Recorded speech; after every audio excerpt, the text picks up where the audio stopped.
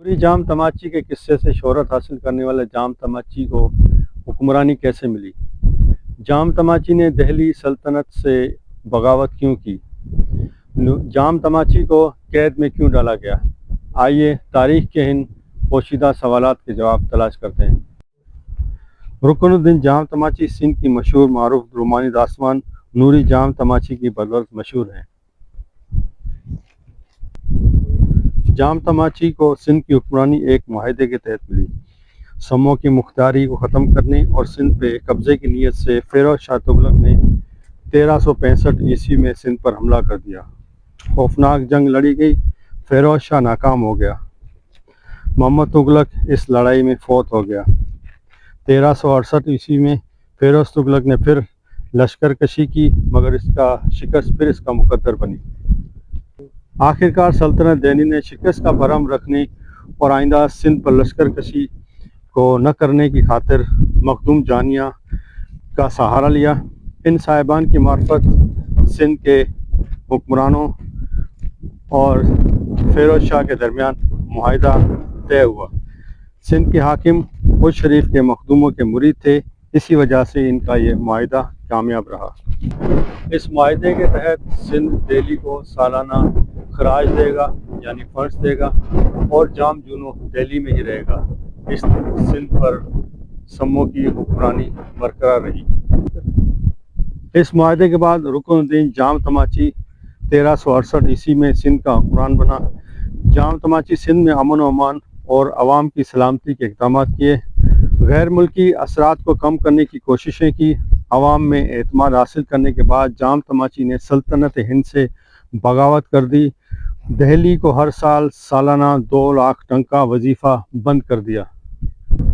دہلی سلطنت نے جام تماچی کی بغاوت کو دیکھتے ہوئے دوبارہ عز کے مخدوموں سے مدد طلب کی۔ اس دوران جام جونو نے دہلی کے حکمرانوں سے وفاداری نبھانے کا عزم کیا۔ عز کے مخدوم اور جام جونو ٹھٹھا پہنچے۔ انہوں نے معاہدے کی خلاف ورزی کرتے ہوئے جام تماچی کو سلطنت سے اتار دیا اور جام جونو کو تخت پر بٹھایا، اور جام تماچی کو دہلی نظر بند کر دیا گیا۔ جام تماچی پہلی بار صرف 2 سال ہی سندھ پر حکمرانی کر سکا۔ علاء الدین جام جونو نے تقریباً دہلی سے وفاداری نبھاتے ہوئے 18 سال سندھ پر حکمرانی کی۔ عوام جام تماچی کے 2 سالہ اقتدار سے خوش تھے اور جام جونو کے اقتدار سے ناراض تھے، مگر وہ اپنی ناراضگی کا اظہار نہ کر سکے۔ اگر کوئی ناراضگی دکھاتا تو اسے شاہی قوت کے ذریعے دبا دیا جاتا۔ دہلی سلطنت اکتوبر 1388 عیسوی میں فیروز شاہ کی موت کے بعد منتشر ہو گئی۔ اس صورتحال میں سندھ کے جلاوطن شہزادے جام بھیمبینو جام تماچی اور جام صلاح الدین دہلی سے آزاد ہو کر وطن واپس پہنچے۔ جام بھیمبینو وطن واپس کی راہ میں فوت ہو گئے۔ جام تماچی اور صلاح الدین ٹھٹھا پہنچے۔ جام تماچی کی آمد پر ٹھٹھا کے لوگ بہت خوش ہوئے۔ ٹھٹھا کے درویش شاعر نے ان کی خوش آمد پر ایک سندھی میں شعر کہا: جونو ونی جھوری مریو، جام تماچی شہرین چاڑیو۔ ٹھٹھا کی عوام جام تماچی کی عزت اور وقار کو دیکھتے ہوئے جام جونو خاموشی اختیار کی۔ جام تماچی نے ٹھٹھا پہنچ کر خود مختار سندھ کی حکمرانی کا تاج ایک بار پھر اپنے سر پر سجا لیا۔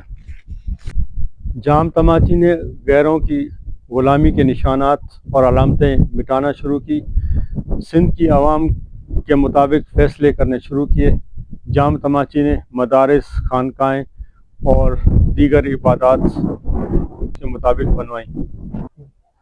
جس وقت جام تماچی دہلی میں قید تھا، اس وقت اس کی ماں ٹھٹھا کی بزرگ ہستی شیخ حماد جمالی کے پاس آتی اور اپنے بیٹے کی رہائی کے لیے دعائیں کرواتی۔ جام تماچی نے حکمرانی سنبھالنے کے بعد شیخ حماد جمالی کو خطی رقم بطور تحفہ ہدیہ پیش کی۔ شیخ حماد جمالی نے اس رقم سے ذاتی استعمال کے بجائے مکلی کی سرزمین پر پہلی جامع مسجد تعمیر کروائی۔ جام تماچی کو سیر و تفریح کا بہت شوق تھا۔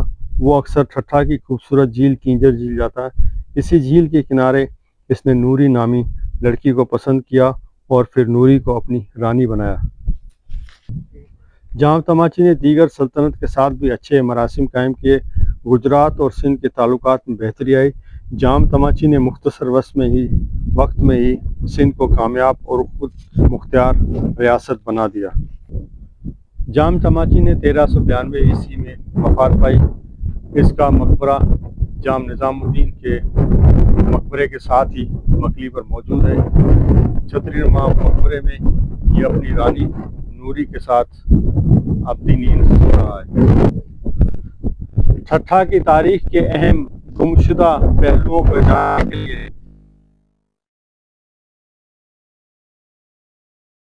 تاریخ سے معلومات حاصل